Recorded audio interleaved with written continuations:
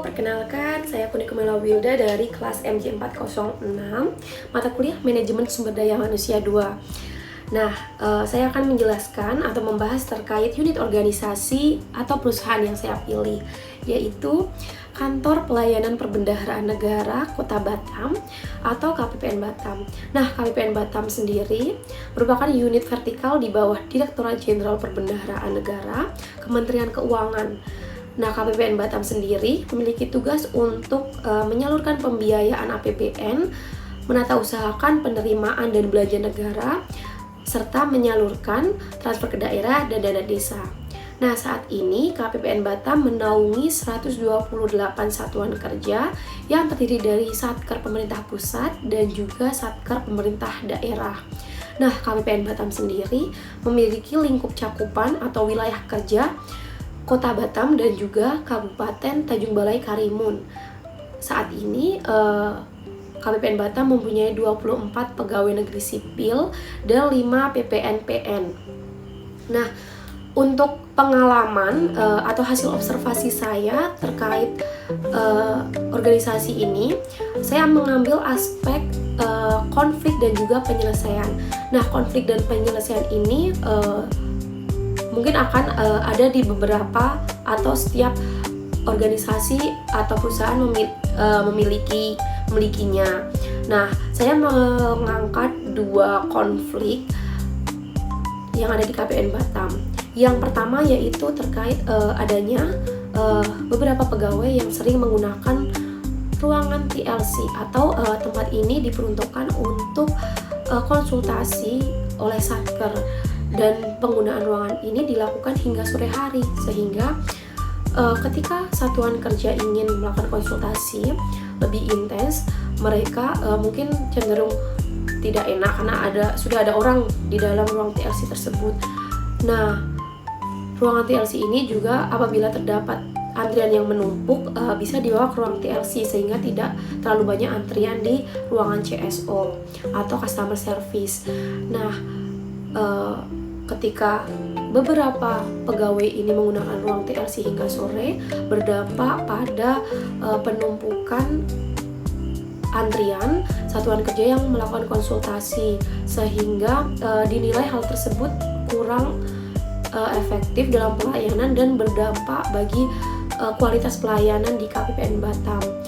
Kemudian ada pegawai yang mungkin dirahasiakan namanya melaporkan adanya kejadian tersebut, sehingga Kepala Subbagian Umum atau Kasubag Umum ini melakukan tindakan dengan cara memberikan pemanggilan kepada beberapa pegawai tersebut, diberikan arahan dan juga bimbingan, serta menekankan bahwa ruangan TLC ini penggunaannya untuk konsultasi kepada Satker.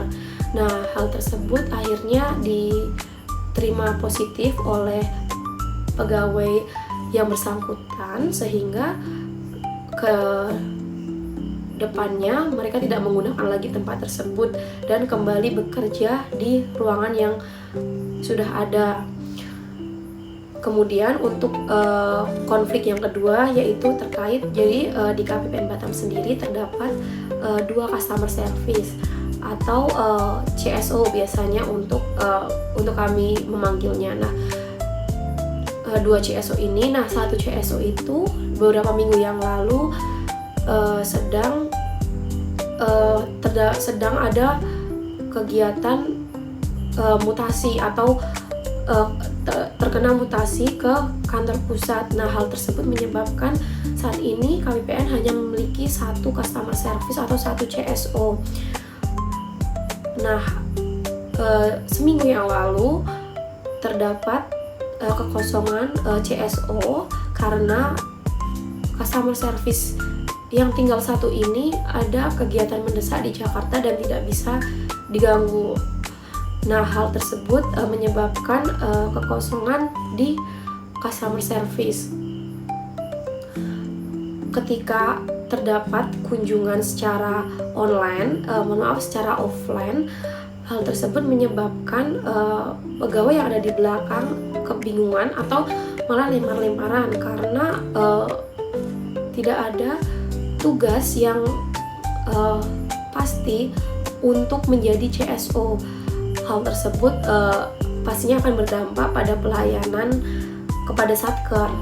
Oleh karena itu, Kepala Kantor KPPN Batam akhirnya mengambil keputusan untuk mengeluarkan ST terkait Tata Kerja Customer Service Officer atau CSO pada instansi vertikal DJPB, yaitu khususnya pada KPPN Batam, yang berisi tentang daftar dan jadwal pegawai yang harus menjadi CSO pada hari-hari tertentu.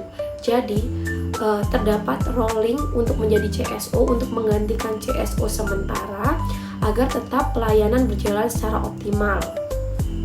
Kemudian poin ketiga yaitu kelebihan dan kekurangan berdasarkan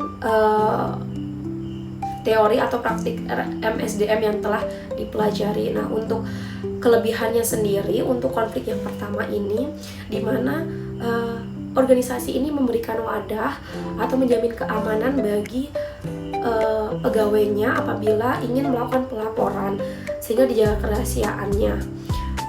Makanya hal tersebut menjadikan masalah juga cepat teratasi. Di sisi lain, untuk penyelesaian masalah atau penyelesaian konflik itu berjalan dengan damai, di mana dilakukannya perundingan atau memberikan arahan bimbingan oleh Kasubag Umum, sehingga pegawai mudah mengerti dan tidak ada yang memberatkan atau menekan satu sama lain.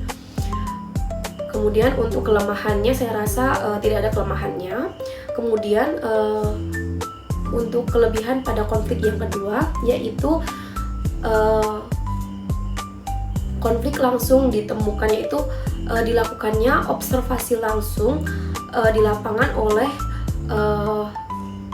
atasan seperti kepala kantor dan juga kepala sebagian umum, sehingga langsung diambil keputusan untuk menyelesaikan konflik dengan cara mengeluarkan surat tugas untuk menjadi customer service sementara dan dilakukan rolling, sehingga adil sebagai pemimpin memberikan keadilan bagi semua pegawainya tanpa mengganggu pelayanan kepada Satker. Kemudian untuk poin keempat yaitu terkait saran dan solusi yang realistis untuk meningkatkan efektivitas organisasi tersebut, yaitu saran saya yaitu untuk konflik pertama sebaiknya terdapat aturan tertulis bahwa TLC hanya digunakan untuk konsultasi kepada Satker dan juga agar Satker lebih fokus untuk berkonsultasi. Jadi tidak digunakan untuk kegiatan yang di luar tugas dan fungsi dari TLC sendiri. Tujuan ini juga memaksimalkan penggunaan ruangan TLC tersebut.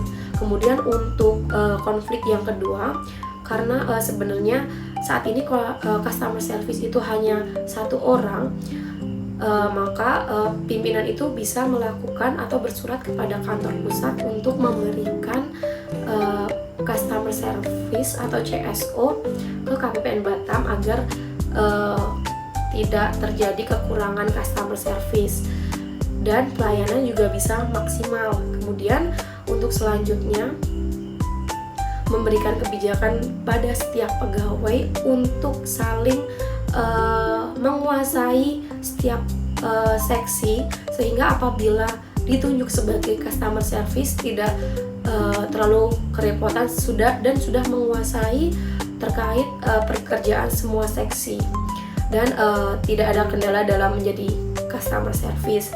Kemudian untuk selanjutnya pelajaran yang penting yaitu perlunya observasi kemungkinan masalah yang akan muncul dan pentingnya membuat aturan pada setiap sudut kantor atau perusahaan. Selain itu, meningkatkan kemampuan untuk menyelesaikan masalah dengan bijak dan sebisa mungkin dengan jalan damai. Sekian dari saya. Terima kasih. Assalamualaikum warahmatullahi wabarakatuh.